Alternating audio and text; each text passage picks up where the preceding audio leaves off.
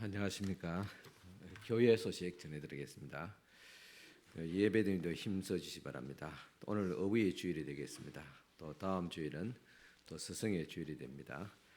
또 다음 주에 오후에는 레아 성교에 헌신해 보겠습니다. 기도하는 가운데 준비해 주시 바랍니다. 지금 교육관 입식공사 거의 마무리되어 가고 있습니다. 계속 기도와 관심을 부탁드립니다. 그리고 우리 지금 특별헌금 교육관 입시공사를 하고 있는데 지금 교육관 또 사무실 또 보수 공사를 좀 진행 중에 있습니다. 또 비전 회의를 다음 주일 낮 예배 후에 가지게 되겠습니다. 각 기관장 또 선교회장, 구역장, 권찰님들 모여 주시기를 바랍니다. 또 우리 가족별 찬양대와 또 구역별 찬양 예배를 오늘 오후 찬양 예배 때 합니다. 또 우리 가족 찬양대에 또 참석은 또 우리 하실 분들은 최재명 전도사님 앞으로 최명훈 전도사님 앞으로 또 신청해 주시기 바랍니다. 우리 가족들 그러니까 부부든지 부모 자녀든지 두 사람 이상 되면 모두가 또 참여해 주시길 바랍니다. 우리 최명훈 전도사님 앞으로 꼭 신청해 주시기 바랍니다. 또 우리 가족 찬양 대액은 또 우리 구역 찬양 예배를 위한 또 찬양 또 준비를 오늘 오후 1시부터 우리 2시 전까지 본당에서 반주자와 또 연습할 수 있습니다. 필요하신 분들은 본당에 내려오셔서 준비해 주시기 바랍니다. 승김이 있습니다. 우리 조영정 권사님, 우리 보친된 조재득 지사님의 장례식을 저희는 기도와 또 염려 가운데서 또 이렇게 잘 마치고 오늘 전심 식사를 또 대접하게 되겠습니다. 감사드립니다. 5월의 목회 계획을 계속 또 참고하시고 5월달 예배당 환경 봉사는 또 임순애 군사님이 또 해주셨습니다. 감사드립니다. 교회 소식 이상입니다. 이제 다 같이 일어서서 경건한 마음으로 하나님 앞에 예배를 드리겠습니다.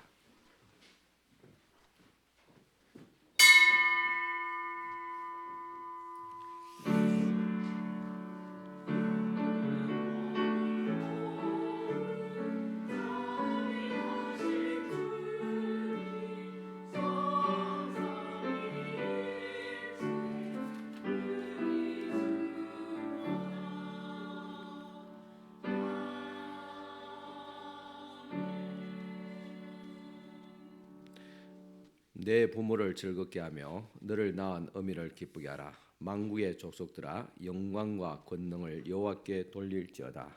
여호와께 돌릴지어다. 아멘. 아비가 그 자식을 긍휼히 여긴 같이 우리를 사랑하여 주시는 하나님, 오늘 거룩한 주일을 허락하셔서 저희들을 예배의 자리로 불러주시니 감사합니다. 어버이 주일을 맞이하여 부모님들과 함께 예배드리게 하시니 더욱 감사를 드립니다. 자식들을 위하여 평생을 바치고 헌신하신 우리의 부모님들에게 은총을 내려주셔서 남아있는 여생을 더욱 복되고 강건하게 하옵소서. 이 땅에 육신의 부모가 없는 성도들에게는 하나님께서 친히 어버이가 되어서 위로와 사랑을 다하여 주옵소서. 예수님의 이름으로 기원하옵나이다. 아멘. 다 같이 앉아서 고백의 기도를 드리겠습니다.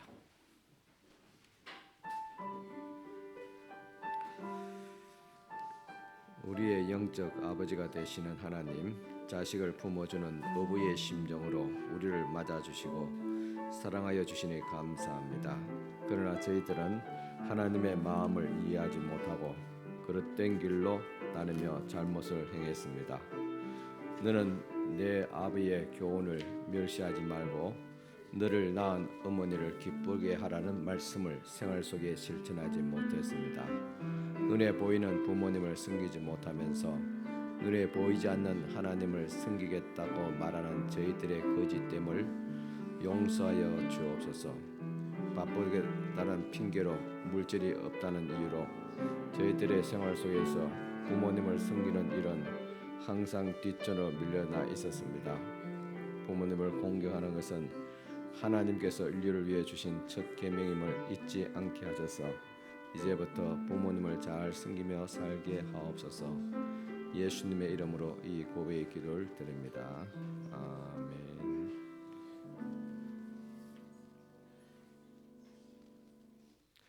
내가 그들을 내게 범한 그 모든 죄악에서 정하게 하며 그들이 내게 범하며 행한 모든 죄악을 사할 것이라.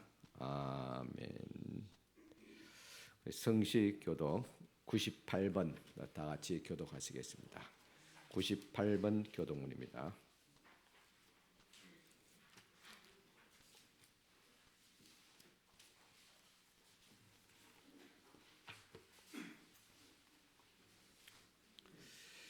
내 부모를 공경하라.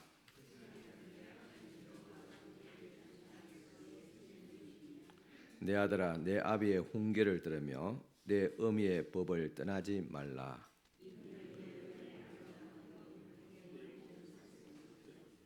너를 낳은 아비에게 청종하고 내 늙은 어미를 경히 여기지 말지니라. 자녀들아, 주 안에서 너희 부모에게 순종하라. 이것이 옳으니라.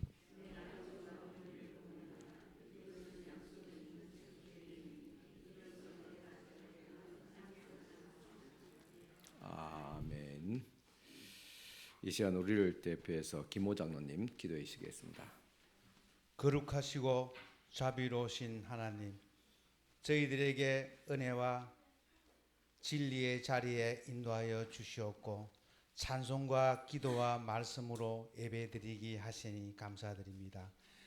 이 시간 저희들이 드리는 예배를 통하여 주님 홀로 영광받아 주시옵고 우리 성도님들에게는 세상이 줄 수 없는 참된 기쁨을 맛보는 귀한 시간으로 인도하여 주시옵소서.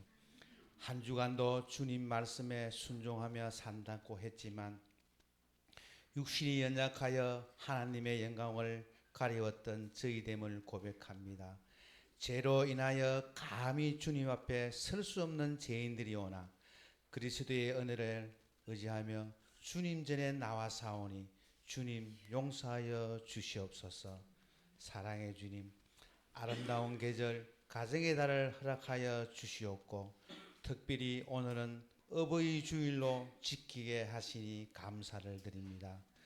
우리들의 가정들이 믿음, 소망, 사랑이 넘치는 복된 가정들로 축복하여 주시고 성도님들 각 가정마다 물된 동산같이 되게 하시옵고 어디서 무엇을 하든지 형통케 하시고 주 안에서 편안을 누리는 복된 가정들이 되게 하여 주시옵소서.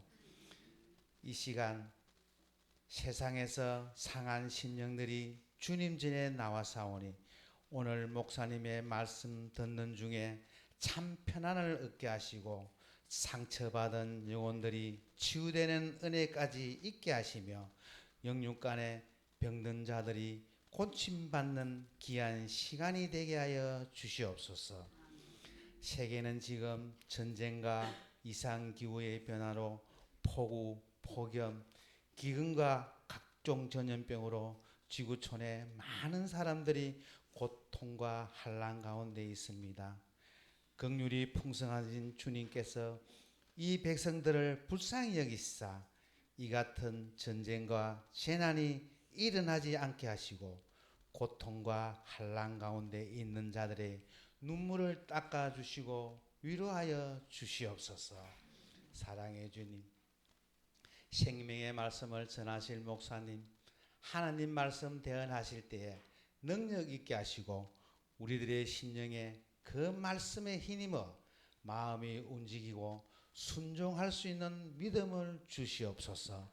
목사님께서 세우신 모든 계획들이 주님 뜻 안에서 하나하나 다 이루어지시게 하시고 목사님의 모든 것들 우리 주님 직접 책임져 주시옵소서.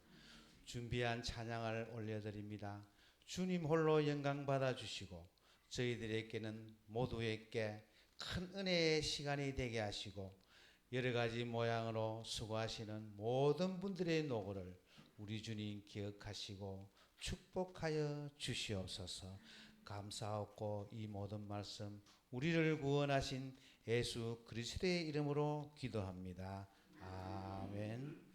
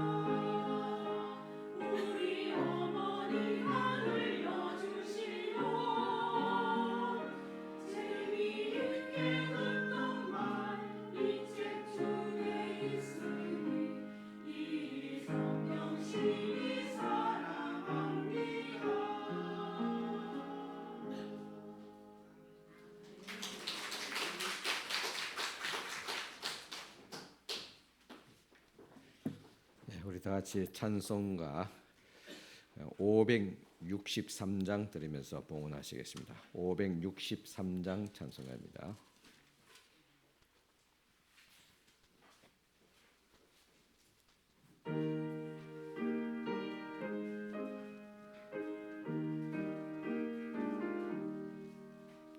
예수 사랑하심을 성경에서 배웠네. 우리들은 약하나 예수 권세 많도다. 날 사랑하심, 날 사랑하심, 날 사랑하심, 성경에 써 있네. 나를 사랑하시고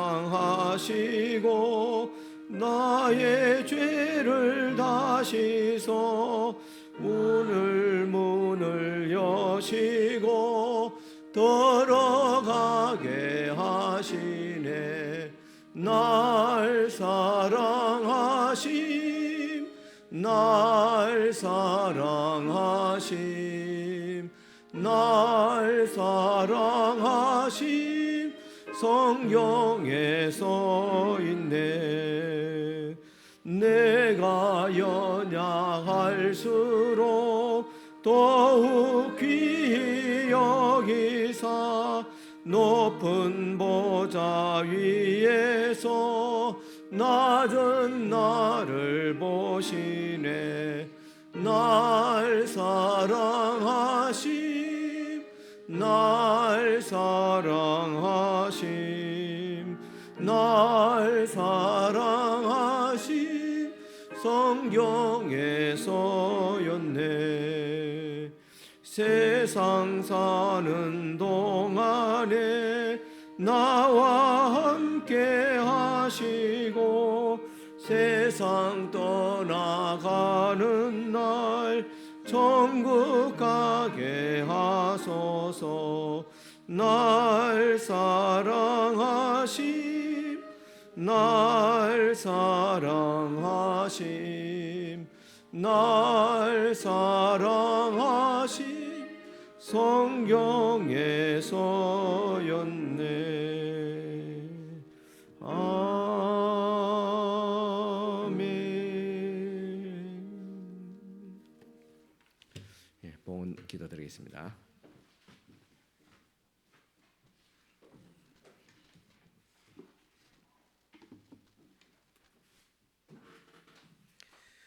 예, 11조 예물 들으신 분들입니다. 은동결 지사님 들었습니다. 임순례 권사님 들었습니다. 최명훈 지사님 들었습니다. 김정표 목사 들었습니다. 신미라 권사님 들었습니다. 오명숙 권사님 들었습니다. 강하기 권사님 들었습니다. 권지윤 어린이 들었습니다. 권하연 어린이 들었습니다. 김다영 청년 들었습니다. 임연옥 권사님 들었습니다. 김호장 들었습니다. 김명자 권사님 들었습니다. 이재옥 지사님 들었습니다. 또 조남이 지사님 들었습니다. 또 무명으로 들었습니다. 하나님 아버지, 이 시간 주님 것을 기억하여 첫 예물을 주님 앞에 올려드립니다. 이 손길을 주께서 기억하여 주옵시고 또 주께서 말씀하신 대로 또 물질의 복까지 더하여 주시옵소서. 첫 예물을 드렸음에 손실이 없도록 하옵시고 또 풍성한 물질의 복을 저들의 가정과 직장과 사업 위에 베풀으시고 부어 주시옵기를 바라고 원하옵나이다. 믿음으로 드렸습니다. 어려운 우리 경제 또 모든 또 사업 가운데서도 하나님의 도우시는 손길이 함께하여 주시사 주님 은혜 가운데서 회복되어지고 더 나아가서 번창할 수 있도록 축복하여 주시옵기를 간절히 바라고 합니다. 또 주님 앞에 감사하며 하나님의 은혜로 회복케 하심을 감사드리며 박건영 지사님 들었습니다. 주님 은혜 또 감사드리며 문명을 들었습니다. 함께 하심에 감사하며 오명수 권사님 들었습니다. 하나님의 은혜 감사하며 김정숙 권사님 들었습니다. 또 건강을 주심을 감사하며 최대원 지사님 들었습니다. 또 문명으로 들었습니다. 강하기 권사님 또 감사의 물 들었습니다. 임연옥 권사님 감사의 물 들었습니다. 주신 은혜와 사랑에 감사드리며 김호장님 들었습니다. 범사에 감사드리며 곽병영 권사님 들었습니다. 함께 하시는 주님의 은혜 깊이 감사하며 최진영 장님 들었습니다. 주님의 은혜에 감사하며 나영희 권사님 들었습니다. 또 하나님 앞에 또 감사하며 또 이사를 또 마치 잘 할 수 있도록 하시면 감사합니다. 문재성 성도님 들었습니다. 또 전함익 지사님 감사함을 들었습니다. 또 이재혁 지사님 감사함을 들었습니다. 은혜 감사하며 무명으로 들었습니다. 김명자 의사님 감사함의 예물 들었습니다. 하나님 아버지, 시간 또 주님 앞에 또 감사하며 귀한 또 감사의 예물 드립니다. 이 손길을 주께서 축복하옵시고 주님의 영광 드러내게 하옵소서. 건강 주시고 가정의 평안을 다하시고 또 믿음의 복을 다하여 주시옵기를 바라고 원합니다. 또 감사한 일들이 날마다 넘치도록 또 축복하여 주시옵기를 간절히 바라고 원합나이다. 또 주님 앞에 또 교회 보수공사 또 헌금 박건영 지사님 들었습니다. 또 교회 리모닝 특별 감사의 물 또 남명숙 지사님 들었습니다. 교육관 공사 감사의 물 정금영 의사님 들었습니다. 또 리모델 특별헌금 신미라 권사님 들었습니다. 또 교육관 리모닝 헌금 이현희 권사님 들었습니다. 또 리모닝 헌금 김명자 권사님 또 들었습니다. 하나님 아버지, 시간도 또 주님 앞에 또 귀한 교회 또 교육관 또 보수 또 공사를 위해서 귀한 예물 드렸습니다. 주님의 몸된 교회를 또 사랑하는 마음으로 드렸습니다. 이 손길 기억하시고 축복하시고 또 이 손길을 통해서 하나님의 교회가 내적으로 외적으로 더 아름답게 승수하며 또 부흥할 수 있도록 역사하여 주시옵기를 간절히 바라고 원합니다. 또 주님 앞에 주의 헌금을 드리며 성교 구제 자학 건축 예물로 드립니다. 이 모든 아름다운 손길을 주께서 축복하여 주옵시고 또 주님께서 주의 택한 백성 결코 궁핍하기나 또 어렵지 않도록 주께서 적절한 물질의 복과 또 은혜를 다해 주시기를 원합니다. 기쁘게 드린 손길들마다 한 가지로 주께서 은혜와 복을 다하시되 믿음의 복을, 건강의 복을, 물질의 복까지 다하여 주시옵소서. 예수님 이름으로 축복하며 기도드리옵나이다. 아멘. 이 시간 주신 하나님의 말씀 봉독에 드리겠습니다. 말씀은 누가복음 2장 51절 말씀 되겠습니다.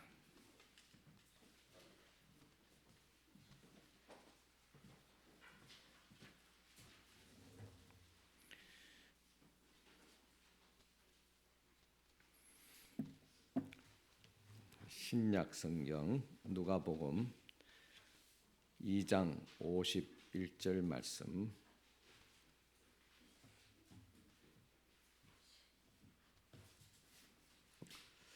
한 절 말씀 봉독해 드리겠습니다.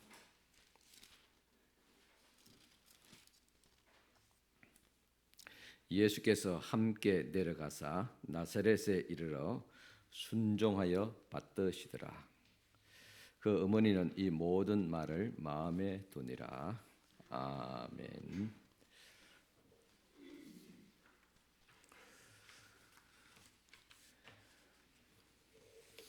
여러분 한 주간 동안 잘 지내셨습니까? 예. 오래전에 제 친구 목사가 글을 이런 글을 단톡방에 또 올렸습니다. 자녀가 부모인 당신에게 대들고 심술을 부린다면 그건 그 아이가 거리에 방황하지 않고 집에 잘 있다는 뜻이고, 또 내야 할 세금이 있다면 그것은 내가 살만한 뜻이고, 못이 몸에 조금 낀다면 그것은 내가 잘 먹고 잘 살았다는 뜻이고, 또 닦아야 될 유리창과 고쳐야 될 것들이 있다면 그것은 내게 집이 있다는 뜻이고, 빨래거리 다림질거리가 많다면 그것은 가족에게 옷이 많다는 뜻이고, 또 가스 요금이 너무 많이 나왔다면 그것은 지난 겨울 내가 따뜻하게 살았다는 뜻이다.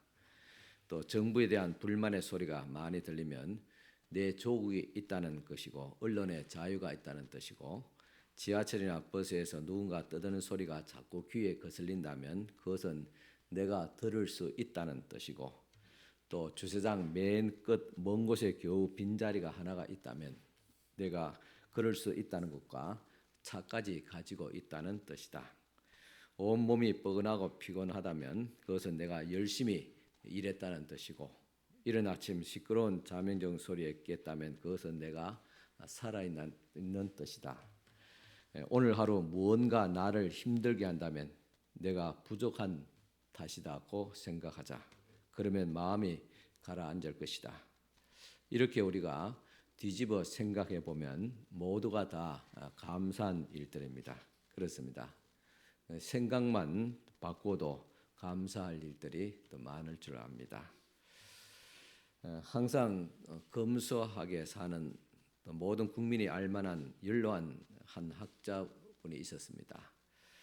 그가 파티가 열리는 날,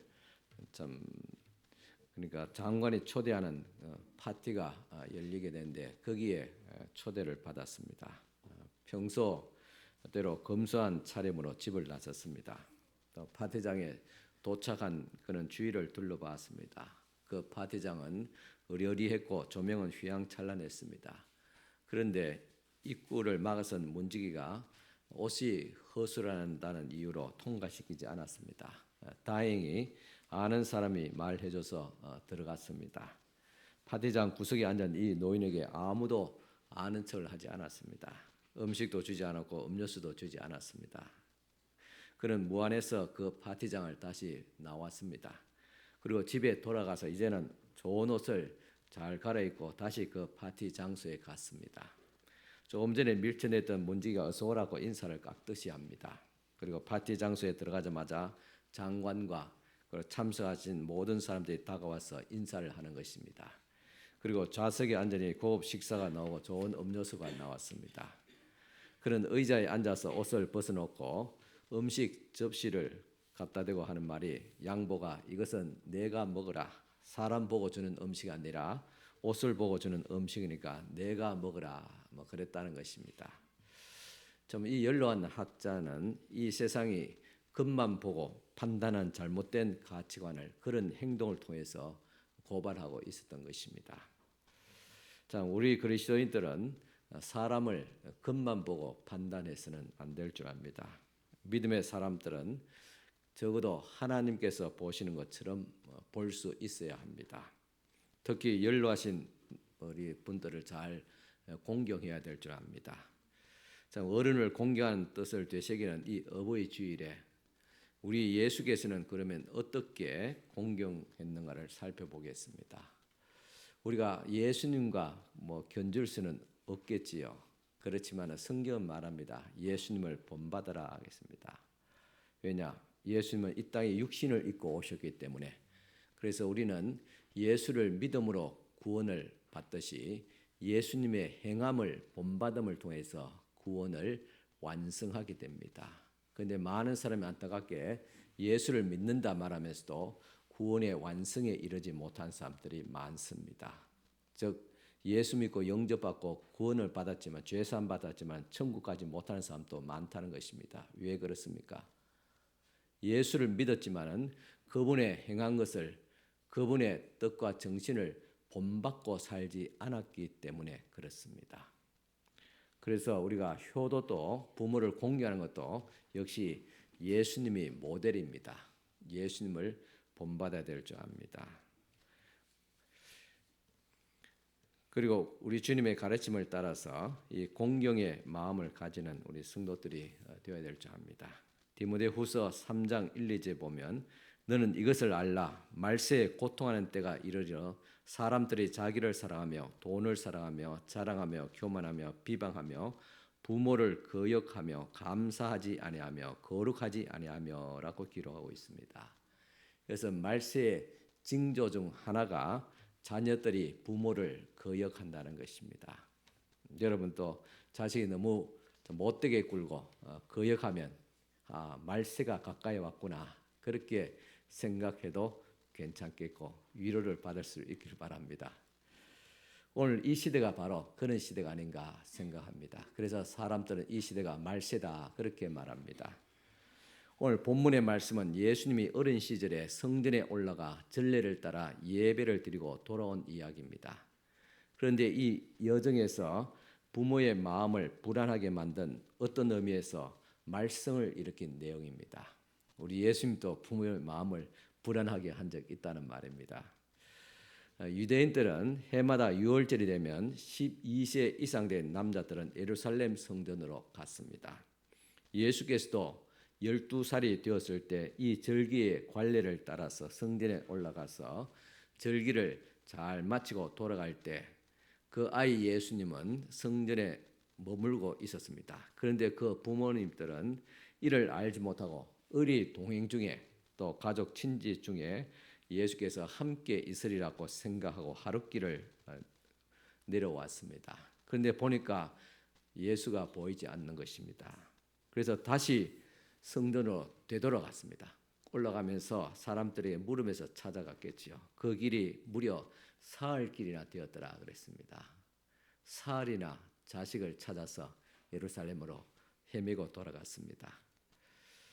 그리고 이 성전에 도착하자 예수님은 선생들과 그 성전에서 대화를 하고 있었습니다.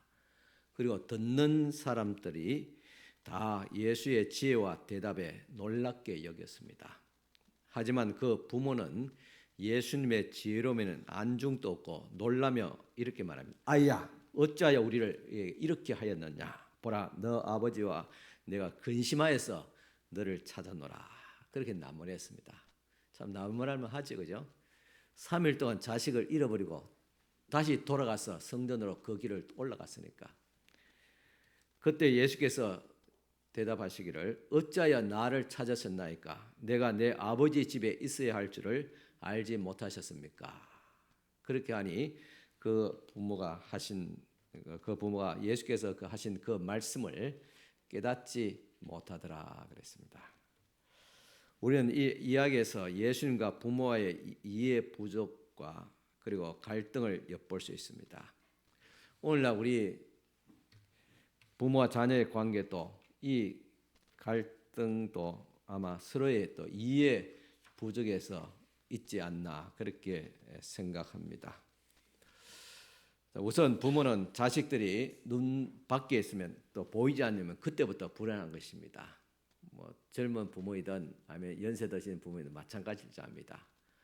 눈 안에 있을 때는 그래도 안심하는데 눈 밖에만 있으면 그때부터 불안합니다. 어른도 마찬가지입니다. 다 큰 자식도 출근하고 사업자 나갔지만은 눈 밖에 있을 때는 어떻게 잘 지냈냐, 차 조심하고 사람 조심하고 길 조심하는가 그렇게 늘 신경을 쓰게 됩니다. 그렇지만은 우리 부모님들의 그 생각과는 다르게 장사한 자녀는 부모의 영역 밖에 있더라도 걱정한 만큼 사고 치지 않습니다. 그렇습니다. 경찰서에서 오락하지 아니하면 감사할 줄 알아야 되겠지, 그죠? 잃어버릴 줄 알았던 예수님을 성전에서 찾았습니다. 성전에서 만났지요. 그래서 예수께서도 걱정하는 부모에게 말하기를 내가 아버지의 집에 있어야 할 줄을 알지 못합니까? 라고 했습니다. 그렇습니다. 여러분, 눈 밖에 있는 우리의 자녀들도 다 아버지의 집에 있습니다. 어떻게 해요? 온 세상이 다 아버지 집이잖아. 그죠? 하나님께서 이 세상을 다스리는데 모두가 하나님 아버지의 영역 속에 있습니다. 시편 139편 7절 10절 말씀입니다. 내가 주의 영을 떠나 어디로 가며 주 앞에서 어디로 피하리까? 내가 하늘에 올라갈지라도 거기 계시며 서울에 내 자리를 펼지라도 거기 계시니이다. 내가 새벽 날개를 치며 바다 끝에 가서 거주할지라도 거기서도 주의 손이 나를 인도하시며 주의 오른손이 나를 붙드시리다 하겠습니다. 우리가 어디를 가더라도 주님은 그 안에 계시다. 내가 하늘 꼭대기 올라갈지라도 바다 밑에 내려갈지라도 하나님은 거기에 계시고 우리를 살피신다는 말입니다. 하나님이 못 보신 곳이나 아니 계신 곳이 없습니다. 그렇기 때문에 이 세상 모든 것이 다 하나님의 집입니다. 그래서 여러분 눈밖에만 벗어났다는 것이지 하나님 집 안에 우리 자녀들이 다 있습니다. 그래서 눈밖에 있는 자녀 걱정 안 하셔도 됩니다. 내가 걱정하고 신경 쓰고 뭐 전화하고 휴대폰으로 전화하면서 관리하고 막 살피는 것보다도 하나님이 더 잘 살피신다니까요. 하나님 앞에 맡기겠어요? 여러분들이 다 관리하시겠어요? 부모님도 대답해 보세요.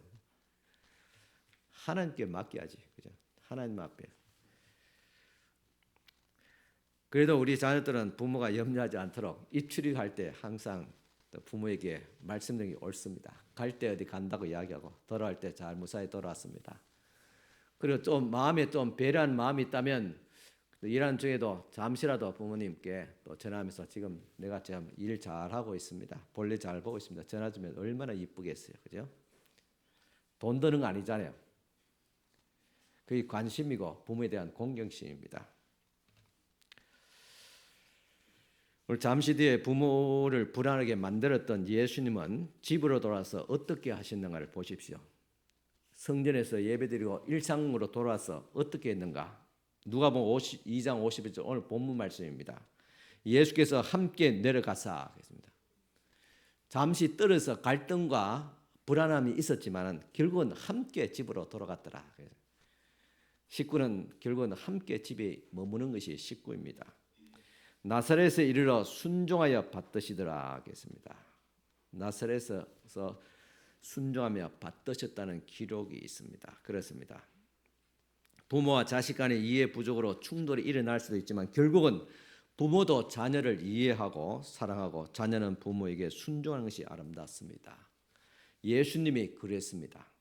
오늘 본문은 예수님의 부모 공경 내용을 잘 보여주고 있습니다. 과연 예수님은 어떻게 부모를 잘 공경했는지 살피면서 오늘 우리 어버이 주의를 지키고자 하는 것입니다. 먼저 예수님은 부모에게 순종하고 공경했습니다. 51절에 순종하여 받드시더라. 순종, 그 말씀을 잘 귀담아 듣고 따랐다는 것입니다. 받드시더라, 이것은 공경하는 거죠. 공경하였더라. 나사렛에 이르러 순종하여 받드시다, 이 말의 원어는 부모의 권위에 순종하여 받드셨다는 뜻입니다. 부모의 권위라는 것이 무엇입니까? 그 부모의 위치와 계심의 자리입니다. 그러니까 예수님은 부모님의 위치를, 나의 어버이됨을 인정하시고 또 나의 부모님이 계심을, 그 존재를 인정했고 그리고 부모님의 그 자리, 그 위치를, 역량을 인정했고 소외시키지 않았다는 말입니다.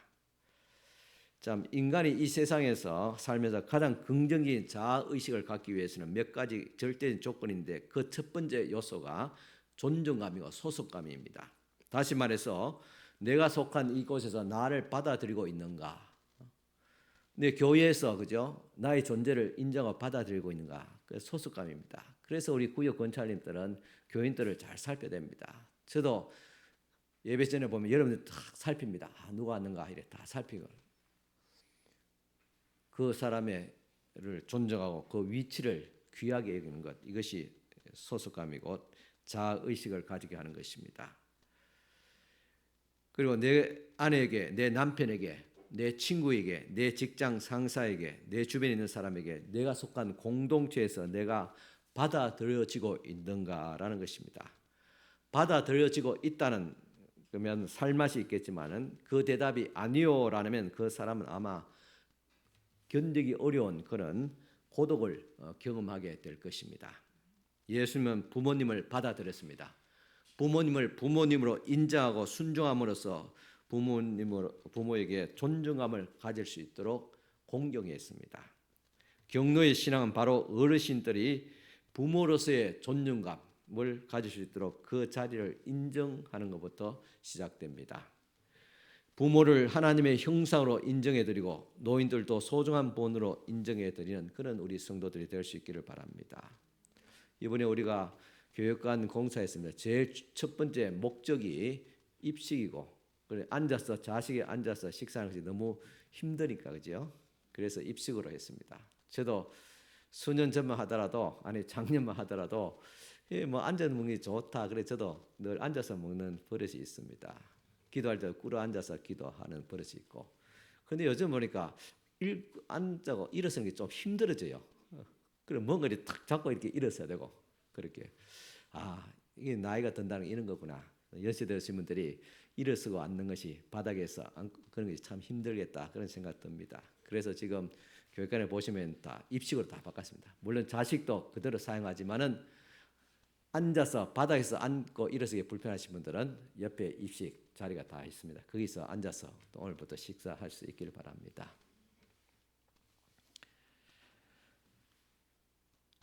가정에서, 교회에서, 사회에서 내가 받아들여지고 있을 때 자기 존중감을 가지고 살 수 있습니다. 특히 가장 가까운 자녀에게 인정받을 때 살맛이 나지만은 자녀에게조차도 인정받지 못한다면 그때말로 아마 죽고 싶은 그런 심정일 것입니다. 어떻게 내 피부치 살부치에게 이렇게 인정받지 못하고 무시할까? 진짜 세상 살맛 나지 않겠지요. 그러면 어떤 사람은 이렇게 생각할 것입니다. 부모라도 다 같은 부모인가? 부모가 나에게 뭐 해준 것이 뭐 있나? 그렇게 생각하는 사람도 있을 줄 압니다. 구약 성경에 보면 부모를 잘 공경한 대표적인 인물이 바로 요셉입니다. 그런데 요셉의 아버지는 사실 훌륭한 아버지가 아니었습니다. 자녀의 형제 갈등을 이렇게 만드는 편애하는 그런 부모였습니다. 어머니도 마찬가지였습니다.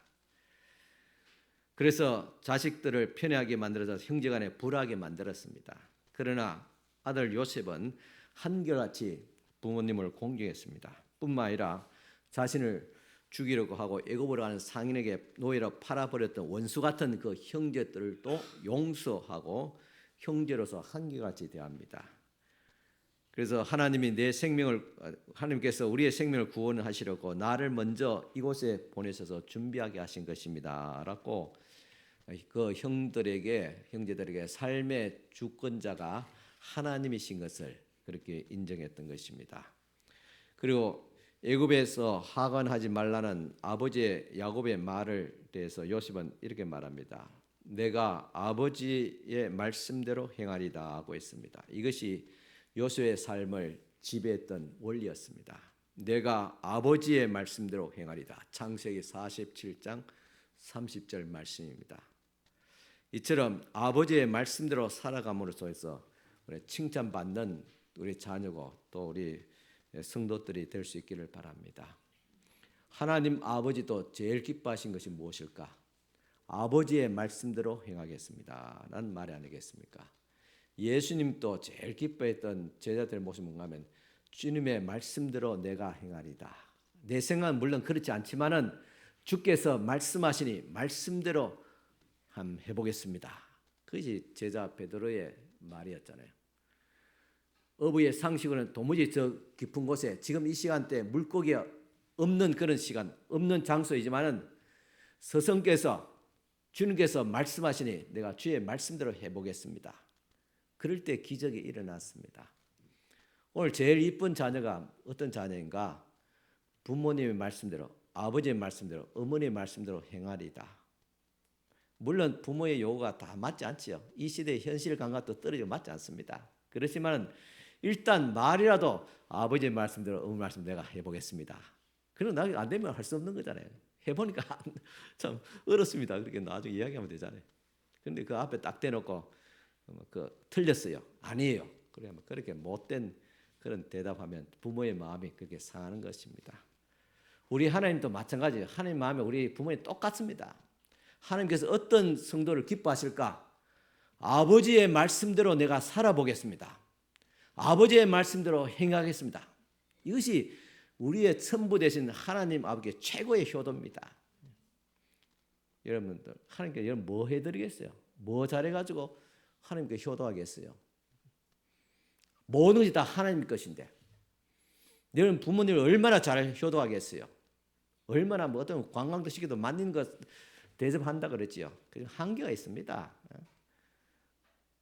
이제 잘 살아가 부모에게 효도한다고 해서 얼마나 많은 음식을 드리겠어요? 음식 좋은 거 드려도 이제는 못 먹습니다. 위가 좁아져서 못 먹고 이가 상해가지고 고기도 씹지도 못하고 소화도 못 시켜요. 좋은 옷 사드리면 뭐예요? 좋은 곳에 관광지 구경시킨다 하더라도 이제 허리 아프고 다리 아파서 가지도 못하는데 부모가 제일 기뻐하신 것은 아버지의 말씀대로 하겠습니다. 어머니의 말씀대로 하겠습니다. 예수께서 그랬어요.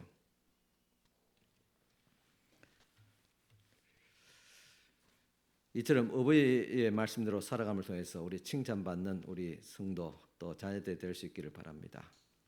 근데 예수께서 마태복음 5장 14절에 이하처럼 서기관과 바리새인들의 잘못된 삶들을 지적했는데 그것은 무엇인가 하면 이 서기관과 바리새인들이 고르반 즉 하나님께 드려야 될 것을 부모에게 드린 바 되었다는 말이 고르반입니다. 그래서 부모에게 마땅히 해드려야 될 것도 있잖아요. 경제적인 거와 또 돌봄이 있고 다 해야 되는데 그것을 고르반하면서 내가 부모에게 드릴 것을 하나님께 다 들으시니까 부모에게 드릴 거 이제 없습니다. 이해해 주세요. 그런 말 변명하는 말입니다. 이 못된 말을 굉장히 하나님께서 예수께서 막 지적하셨어요. 디모데전서 5장 8절에 보면 누구든지 자기 친족 특히 자기 가족을 돌아보지 아니하면 믿음을 배반한 자요 불신자보다 더 악한 자다 하겠습니다. 하나님을 섬기고 믿는다는 핑계로 부모를 돌보지 않고 마땅히 해야 될 것을 하지 않으면 세상 사람보다 더 악한 자라고 그렇게 책망을 했던 것입니다. 정말 진실한 마음으로 부모를 공경해야 한다는 그런 가르침입니다. 자녀들이 나를 인정하는구나 이 사실을 부모가 느낄 수 있도록 해야 됩니다. 부모가 존중감을 느끼도록 할 수 있기를 바랍니다. 부모님을 받들어 순종하신 주님은 따라서 어른을 잘 숨기고 순종하는 받드시는 그런 우리가 되기를 바랍니다. 또한 예수님은 어머니에게 최고의 존칭어를 쓰면서 어머니의 가치를 무한히 높여드렸습니다. 요한복음 19장 26절 보면 십자가에 예수께서 달려 돌아가시는 그 순간 참 자기 몸도 이제 죽음을 앞두고 있는 그 긴박한 상황에서 그죠? 누구를 생각하면 어머니를 생각했어요. 진짜 효자잖아요, 어머니. 그 예수님은. 그래 바로 그 십자가에 죽는 그 순간에 제자 사도 요한에게 이렇게 말했습니다. 그 예수께서 먼저 어머니께 이렇게 말했어요. 여자여 보소서 아들이니다. 이것이 나의 당신의 아들입니다. 그런데 그 모습을 말하면서 여자여 그렇게 말했습니다. 뭐 동양적 유교적인 그런 감각을 볼 때는 어머니를 여자여 그렇게 말한다는 것은 참 있을 없는 이야기죠, 그죠? 만약 여러분들 자녀가 여러분 보고 여자여 아들이 어머니 보고 여자여 그렇게 말한다면 무슨 이게 뭐 망때없는 말인가 그렇게 생각하지 않겠습니까? 그러나 헬라와 아람어에서는 성경이 기록된 그 상황, 그 시대의 언어에서는 이 여자라는 말은 극존칭의 말입니다. 여성을 향한 극존칭어입니다. 따라서 예수께서 여자여 하신 것은 어머니를 향한 최고의 가치를 드렸습니다. 소위 우리나라만 한다면 어머님, 뭐 더 이상 그죠? 어머님 플러스 그렇게 어머님 그렇게 말하셨겠죠. 예수님은 어머니가 이 세상에서 그 어떤 것보다 더 가치 있는 존재임을 그렇게 고백했던 것입니다. 그래서 인간이라면 우리가 부모가 존중받도록 해야 됩니다. 만일 그렇지 않다면 부모는 쓸모없는 존재라는 것을 느낄 수밖에 없습니다. 흔히 그러면 이제 빨리 가야지, 빨리 죽어야지 하는 그런 느낌이 지배적이 됩니다. 당신이 존중을 받지 못하면 그렇게 비참하게 되는 것입니다. 그래서 부모에게 효도하려면 하루에 적어도 한 10번 정도는 이 말씀을 드려야 됩니다. 어머님 꼭 필요합니다. 존중합니다. 사랑합니다. 어머니는 우리 가정에 꼭 필요하고 그리고 아버지 어머니 안 계시면 내가 집에 돌아갈 살맛이 안 납니다. 이 말을 여러분 계속 할 수 있기 바랍니다. 그러면 어머니는 또 부모님은 정말 내가 필요한 존재구나. 그래서 살맛이 납니다. 그리고 또한 마지막으로 예수님은 어머니의 능력을 인정하고 그리고 어머니를 제자 요한에게 맡기시게 됩니다. 예수께서 십자가에 못 박혀 돌아가실 때 모친 마리아에게 제자 요한을 가리켜 이렇게 말했습니다. 여자여 보소서. 미안합니다. 그 아들입니다. 이 말은 당신 자신을 이끌어서 말하는 것이 아니라 사도 요한을 이끌어서 저 사람이 이제 아들입니다. 그렇게 말했습니다. 그리고 요한에게 부탁했습니다. 보라, 내 어머니다. 그러니까 당신이 예수께 십자가에 죽는 그 순간에 마리아를 어머니 마리아를 향해서 사도 요한이 당신의 아들이다. 그렇게 말하고 또 사도 요한에게 말하기를 이 마리아가 이제 너의 어머니다. 그렇게 연결을 시켜 주었습니다. 이 말씀에는 두 가지 의미가 있습니다. 먼저 어머니 마리아에게는 자식을 돌볼 수 있는 능력이 있음을 인정하고 일감을 주신 것이고 다음 제자 요한에게는 어머니를 모심을 통해서 효도할 기회를 주었던 것입니다. 단순히 사도 요한이 어머니를 돌보아 달라 그렇게 부탁한 것만 아닙니다. 어머니에게 이제 내가 당신의 아들로서 그렇게 어머니로서 나를 섬겼던 것 같이 그리고 이 사도 요한을 자식까지 여겨서 돌봐 달라 그는 부탁이었던 것입니다. 그러니까 이 말은 어머니의 노후 대책을 마련함과 동시에 노후에도 의미 있는 일을 할 수 있도록 배려한 것입니다. 그냥 사도 요한에서 어머니로 대접만 받으러 간다면 그 자신이 할 일이 없으면 무기력해지잖아요. 그래서 어머니에게는 이 사도 요한이 당신의 아들이니까 나에게 했던 것처럼 그렇게 잘 옆에서 돌봐달라 그렇게 부탁을 했던 것입니다. 우리 연로하신 노인분들 물론 자녀에게 이제 도움을 받고 돌봄을 받아야 할 그런 대상이지만은 그러나 어머니가 살아있는 동안은 끝까지 자녀를 돌보지 않습니까? 돌보잖아요. 다 큰 자식도 돌보고 출가한 자식도 돌보고 손주도 돌보잖아요. 용돈도 주고 또 반찬도 해가지고 뭐 구부리는 허리 아프면서 막 겨우 일어서기도 힘든 몸을 가누기 힘든 가운데서도 자식에게 반찬도 해주고 그러잖아요. 늙었지만은 자식을 계속 죽는 데까지 돌보는 것입니다. 그것이 자기의 어머니의 존재의 가치입니다. 이와 같이 예수께서 말씀하기를 사도 요한이 그래서 당신의 아들입니다 이렇게 말한 것은 죽는 날까지 가치 있게 보람되게 사시라고 그렇게 말씀하신 것입니다. 나이가 든 부모가 이 세상에 살면서 필요한 것이 바로 나의 존재라는 자신감입니다.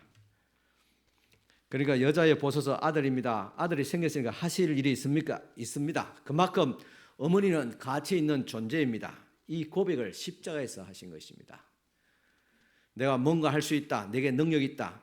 그리고 이 사회와 교회에서 내가 무엇인가 할 수 있다. 이처럼 자기 능력을 믿을 수 있을 때 자신감을 가지고 살아갈 수 있습니다. 그렇지 못할 때는 소외감과 열등의식, 피의식, 고독의식, 또 절망의식에 빠지게 됩니다. 그래서 우리 연세 드신 노인분들 부모에게 아무 일도 시키지 않고 가만히 안방에 고이 모셔드린 것은 바람직하지 않습니다. 자기 자신에 대한 신뢰감을 저버리지 않도록 돌보고 일감을 드릴 수 있어야 됩니다. 그렇다 해서 경제를 책임지기라 하는 것은 진짜 그것은 안 되는 일이죠. 늙으신 부모가 자식의 경제를 책임질 수가 없습니다. 그건 불효입니다.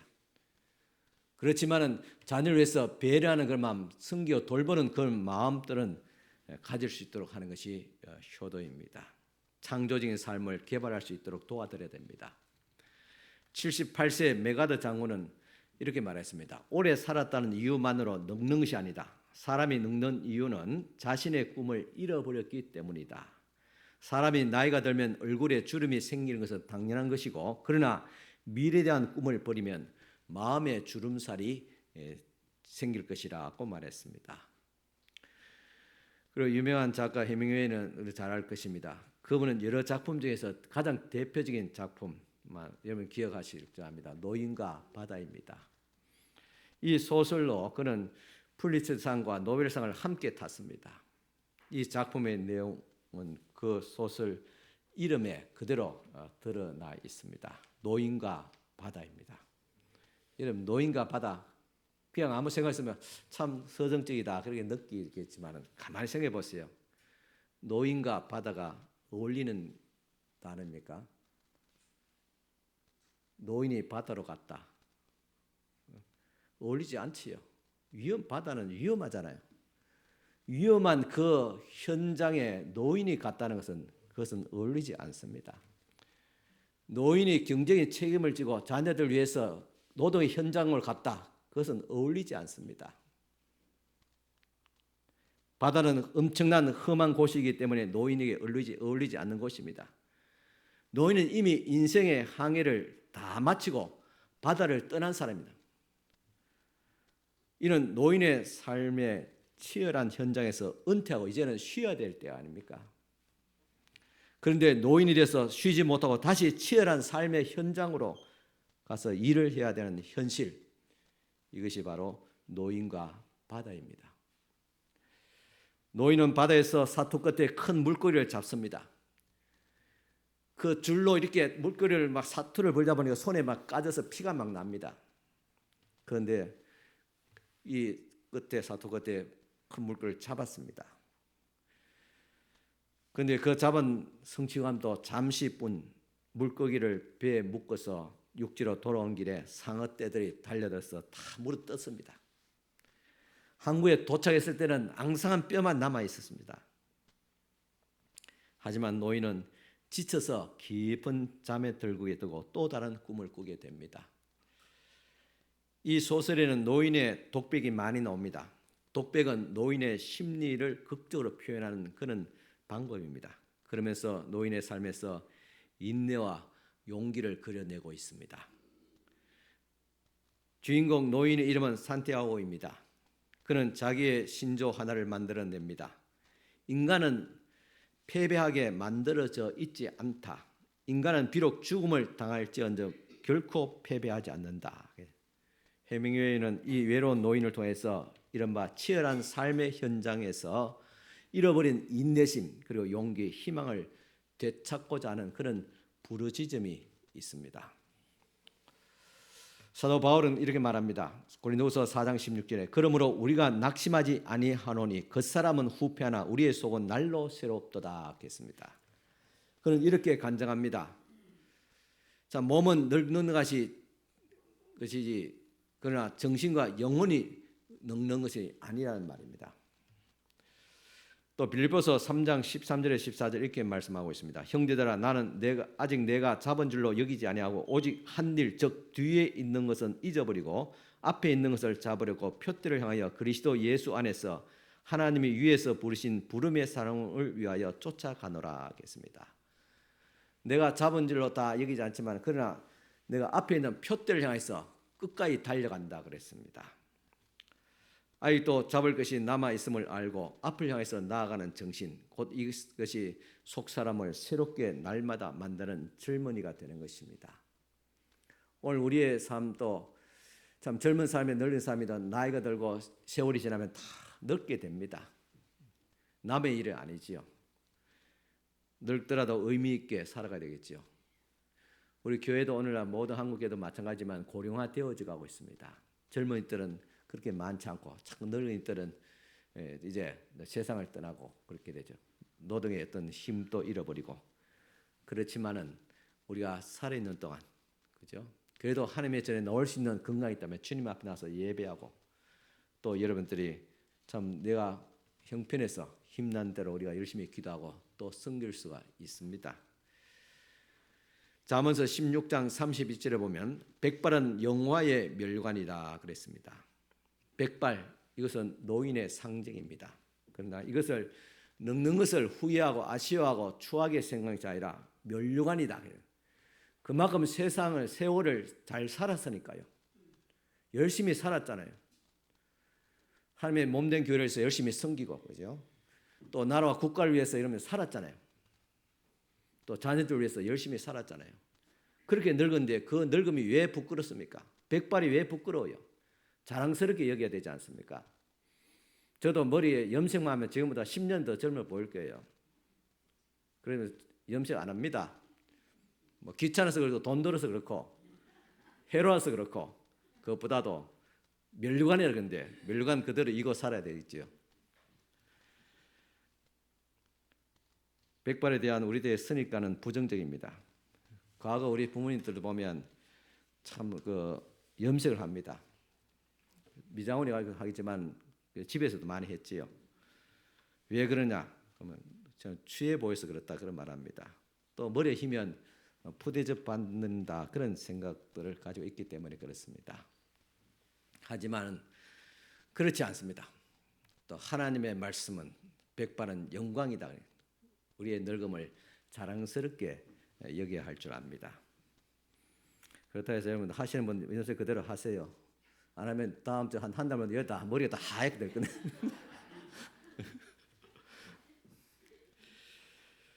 이제 우리 어른들께서 스스로 노인 시절을 영화롭게 여기는 그런 자긍심을 가지고 삶을 적극적으로 살아가야 될 줄 믿습니다.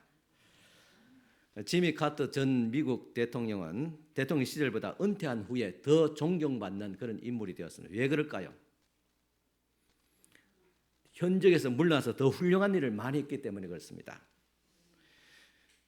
헤비다트 운동을 즉 무주택자에게 집을 지어주는 운동을 선구적으로 앞장서서 국내뿐만 아니라 세계적으로 그렇게 이 운동을 펼쳤습니다. 그래서 모든 세계 사람들이 다 존경합니다. 또 귀한 책들도 냈습니다. 평화의 대사로 지금도 역할을 하고 있습니다. 얼마나 귀합니까?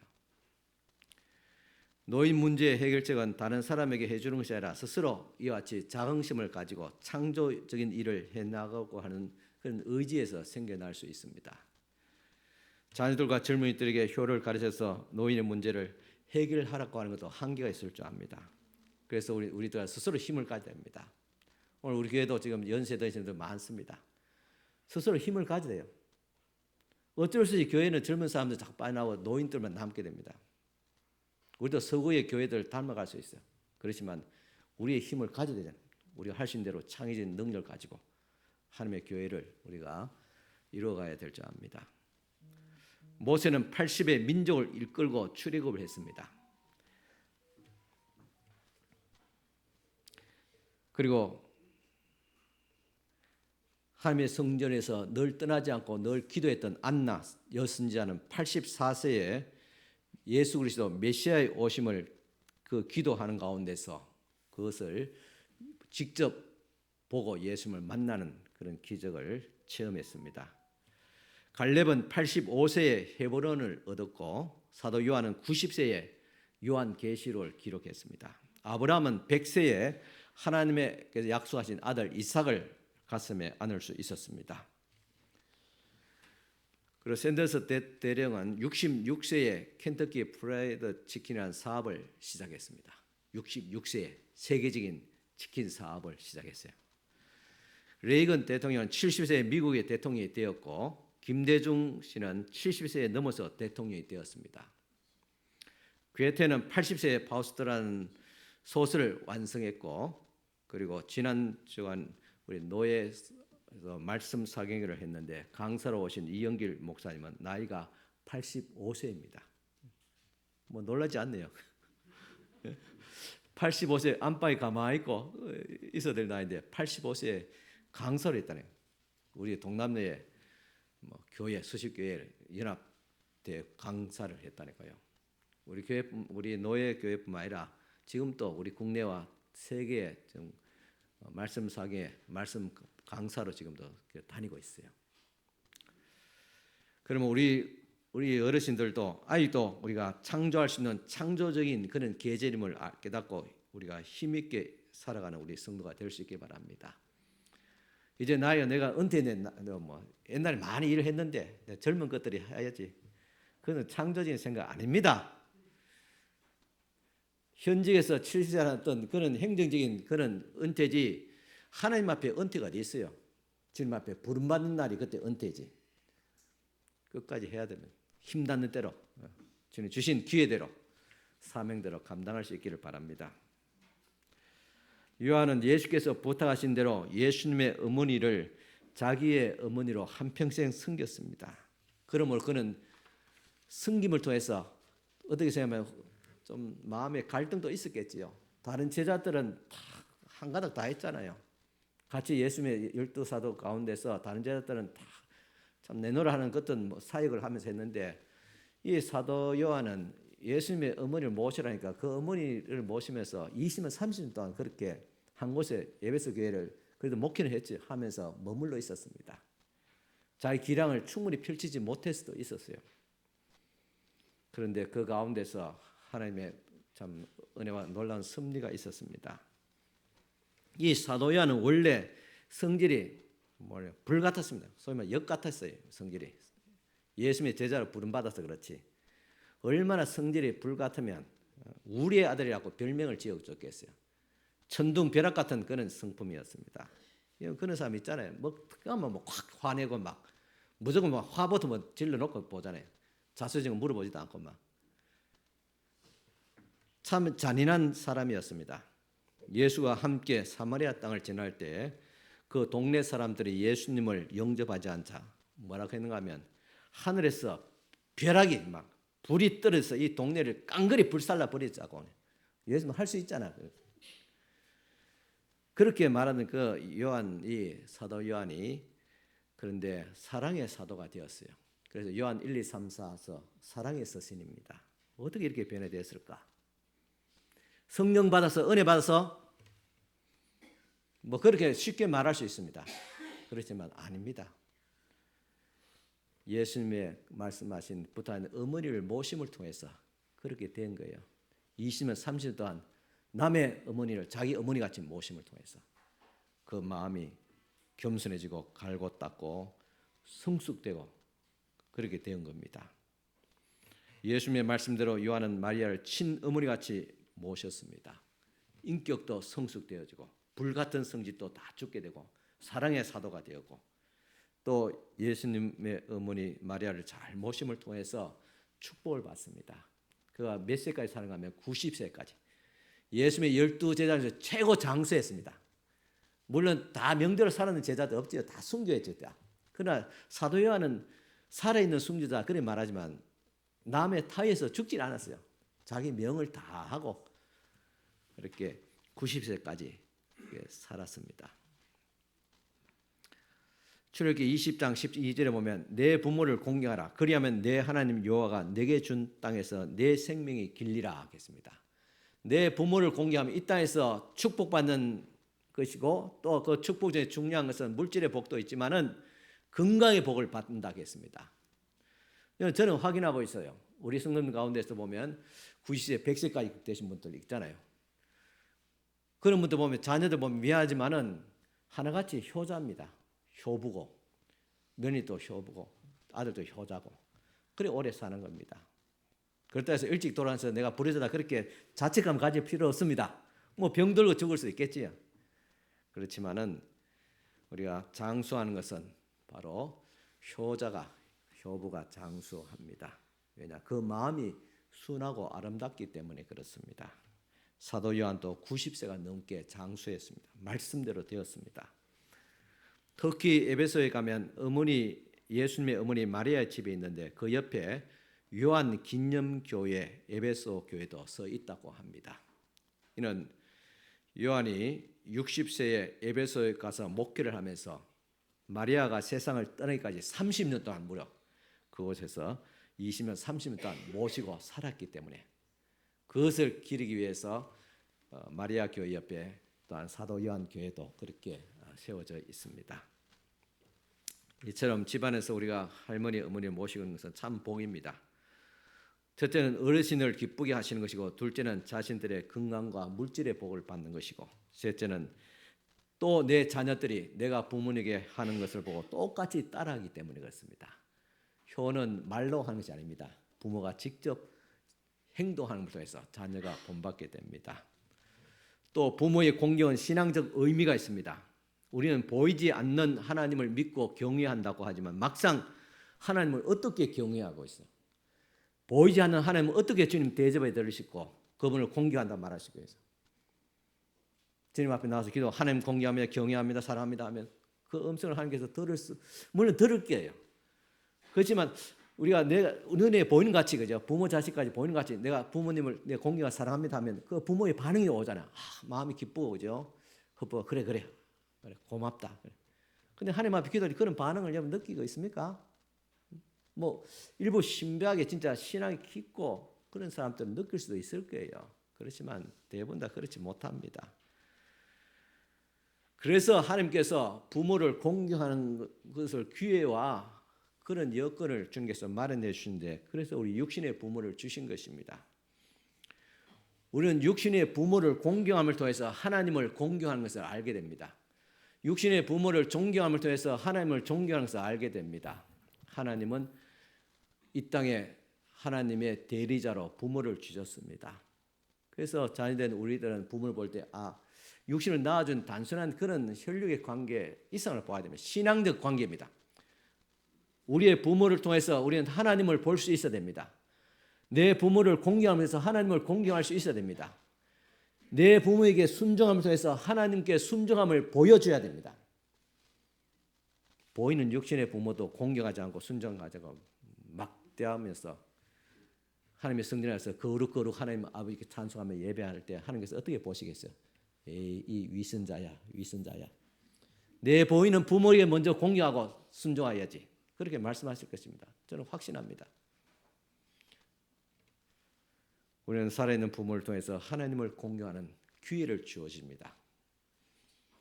제 말이 부모로서의 억측 같습니까? 아닙니다. 천국에 가면 양과 염소가 나눠진다고 했습니다. 염소 같은 무리들이 이게 주님께서 하나님께서 예수께서 말씀하기를 너는 저주받은 자다. 저 끝에 막 어두운 곳에서 쫓겨나 버립니다. 왜 그러냐 물으니까 너는 평소에 나를 그렇게 대접하고 나를 공경하지 않았지 않냐.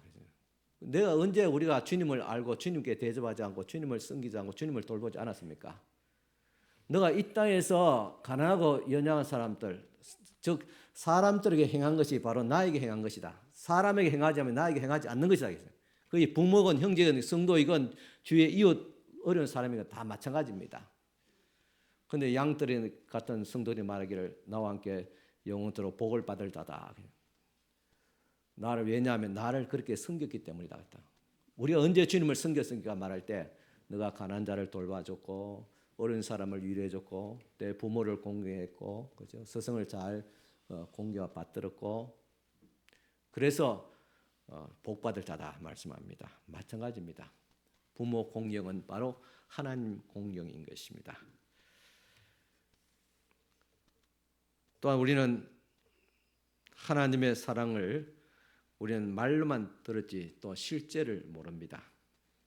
그래서 우리 부모된 우리에게는 또 자녀를 주셨습니다. 부모는 자녀를 위해서 엄청난 희생을 치르게 됩니다. 그리고 그 대가를 바라지 않고 사랑합니다. 그러므로 우리는 부모된 자녀로서 자녀들을 우리가 돌보면서 하나님의 무조건적인 그런 사랑을 알게 됩니다. 그것을 체험하게 됩니다. 때로는 자녀에게 배신감을 느낄 수 있죠. 우리가 하나님을 배신한 적이 있지 않습니까? 그때 하나님 아버지만 얼마나 아팠겠어요. 그렇지 자녀가 잘하면 좋은데 잘 못할 때도 있습니다. 그때 섭섭하기도 하고 배신감 느끼기도 하고 괘씸하기도 하고 화가 내기도 합니다. 그럴 때 생각이 됩니다. 내가 하나님 앞에 얼마나 내가 잘했는가, 하나님을 섭섭하게 드리지 않느냐, 하나님을 배반하지 않았는가, 하나님 아버지의 마음을 우리가 헤아리게 됩니다. 교회는 한 가족입니다. 보이지 않는 사람을 우리가 보이지 않는 우리 하나님이지만은 그 보이지 않는 하나님을 우리가 공경하기 위해서는 우리 교회 안에서 서로가 공경하고 서로가 돌봐야 될 줄 압니다. 보이지 않는 하나님을 알기 위해서는 또 하나님께서 교회에 영적 아버지를 두었습니다. 그래서 교회는 영적인 부모가 있고 영적인 자녀가 있습니다. 이 관계를 통해서 하나님을 알아가고 또 하나님을 공경하게 됩니다. 육신의 부모를 공경하면 이 땅에서 장수하고 복을 받는다고 그랬습니다. 그렇듯이 영적인 부모를 공유하면 하나님의 나라에서 영생을 얻게 됩니다. 오늘도 사랑 우리 성도 여러분들, 그리스도 안에서 참 믿음의 자녀로 하나님을 공유하며 경유하듯이 또 부모를 공유함을 통해서 이 땅에서 장수하고 또 축복받기를 축원합니다. 기도드리겠습니다. 하나님 아버지 감사합니다. 오늘도 주님께서 한결같이 부모에게 순종하며 받으셨듯이 오늘도 우리도 주님을 본받고 믿음으로 살아갈 수 있도록 하여 주시옵소서. 보이지 않는 하나님을 보이는 부모를 통해서 공경케 하옵시고, 우리가 알 수 없고 느끼지 못했던 하나님의 그 사랑을 또 자녀들 통해서 또 우리가 느끼고 깨닫게 하여 주시옵소서. 하나님의 교회와 또 가정을 통해서 하나님을 알아가고 하나님의 사랑을 알아가고 또 공경과 순종을 배워갈 수 있도록 하여 주시고, 또 성숙할 수 있는 귀한 아름다운 관계, 또 축복된 우리의 가정과 교회가 되어지게 하여 주시옵소서. 예수님 이름으로 축복하며 기도드리옵나이다. 아멘. 우리 광고 드린 같이 우리 오늘 오후에 가족 찬양 대회와 구역 찬양 예배가 있습니다. 구역별로 꼭 한 곡씩 준비하셔서 구역장 건설 창의해서 준비해 주시고, 또 가족 찬양 대회는 또 우리 가족 그렇게 많지 않잖아요. 또 부부간에 또 부모 자식간에 둘만 되면 됩니다. 두 분 된다 생각하시는 분들 다 참여해서 가족 찬양에 또 참여해 주시기 바랍니다. 상금도 지난주 광고했던 대로 푸짐하게 있습니다. 분발해 주시기 바랍니다. 우리 다 같이 일어서서 505장 3절 찬송가 드리겠습니다.